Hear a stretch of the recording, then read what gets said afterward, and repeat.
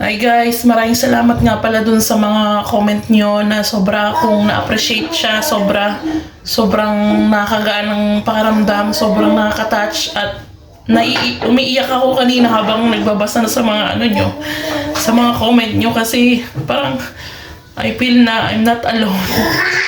I'm not alone.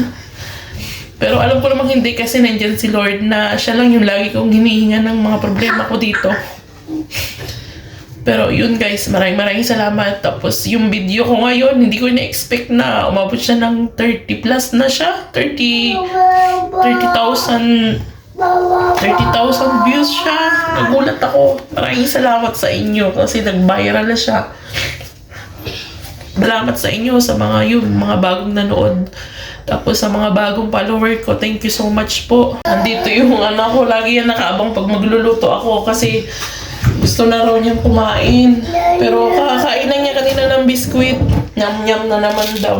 Kakain lang niya ng biskwit. Magsasaing muna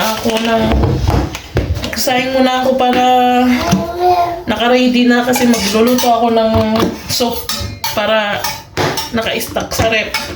Iinitin lang tulad nung sabi nung isang nag-comment niya na bagong follower na mag-stock ako ng food tapos lagay ko sa rep para in case of emergency may kakainin, which is tama po yun. Maraming salamat at sa mga advice nyo guys, susundin ko po lahat yung mga payo nyo sa akin.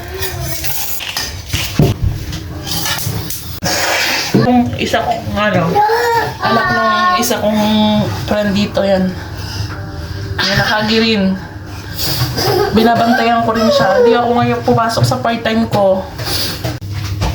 So today po ay ako'y magluluto ng parang ano siya, meatballs. So guys, isa pa rin sa reason kaya hindi na po talaga ako babalik doon kasi may isa pa po yan na nangyari. Hindi ko lang po nakwento kasi yung isip ko that time na nagbibideo ako guys, on the spot po yun na nag-vlog ako. Tapos at the same time, inedit ko lang siya ng konti tapos in-upload ko siya. Hindi ko rin nasabi, may isa pa pong akong dahilan kaya ayaw ko na rin pong bumalik doon. Parang nagbigay lang po ako ng chance talaga. Meron po kasi guys dati na nung time na pumasok po ako sa kanila. Tapos masama po talaga yung tiyan ko. Tapos may nakita ako sa kusina, may nakita ako na saging.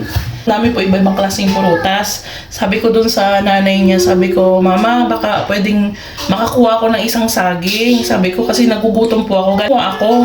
Tatamputin ko na yung saging, gaganyanin ko na lang guys. Alam niyo yung ginawa ng matanda sa akin? Alam niyo? Ginano niya yung kamay ko, sabi niya, no. Sabi niya, no. Kaya umatras ako, sabi ko, okay. Tapos ginanyan niya ako, no. Ang ginawa niya, pumunta siya guys sa rep. May kinuha siya.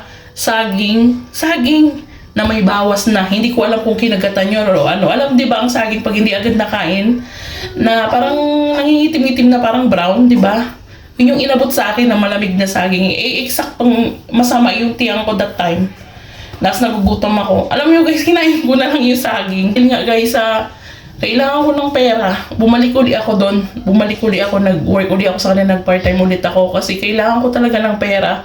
Kasi guys, pag tuwing katapusan, alam nyo na, bayaran ng bills, bayaran ng bahay, tapos bayaran sa tubig, kuryente, ganyan. So bumalik ako sa kanila and this time, second time na ginawa nila, and third time, hindi na.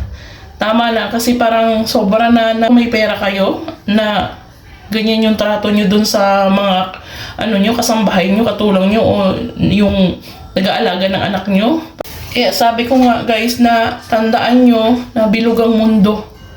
Hindi habang buhay may pera kayo, hindi habang buhay kayo yung nandun sa taas. At hindi habang buhay yung bawal tayo miyak. At hindi habang buhay yung nangangamuhan sa inyo, yung nag-aalaga ng anak nyo, or yung naglilinis ng bahay nyo, naglilinis ng CR nyo na meron sobrang dumi ng mga tae. Hindi habang buhay nandun sila sa baba. Darating yung time na aangat din yung mga yan. Actually guys, sa totoo lang, tinatawagan nila ako ilang beses na. Kaya ayun guys, maraming salamat sa inyo sa panonood nyo. Kaya I feel better. Parang, parang hindi pala ako nag-iisa. Parang, alam mo, all these years na nandito ako sa Romania, 6 years, guys, na hindi nyo lang alam kung ano yung pinapagdaanan ko dito. Kung pinapaglaban ko yung 2 anak para makasurvive kami. Doon po sa hindi nakakaalam, may asawa po ako dito na, na taga rito. Romanian po yung asawa ko. Siguro ako yung isa sa may asawa na foreigner na pag-asawa ng isa sa foreigner na hindi po maganda yung ugali nung napangasawa ko. Pero sabi nga, di ba, ang pag-aasawa kasi parang sortihan lang yan sa point na hindi man okay. Hindi ko man ma-share ngayon, guys, kasi parang napaka-personal niya kumpara sa akin. Kasi even na yung family ko sa Pinas, hindi ko nakukwento yan. Pero bukod sa magulang ko, doon ako nag-share sa magulang ko kasi yung magulang ko kasi, kahit siguro kayo, yung tanging magulang lang natin, yung makakaintindi sa sitwasyon natin. Lalo na yung magulang, yung nanay natin.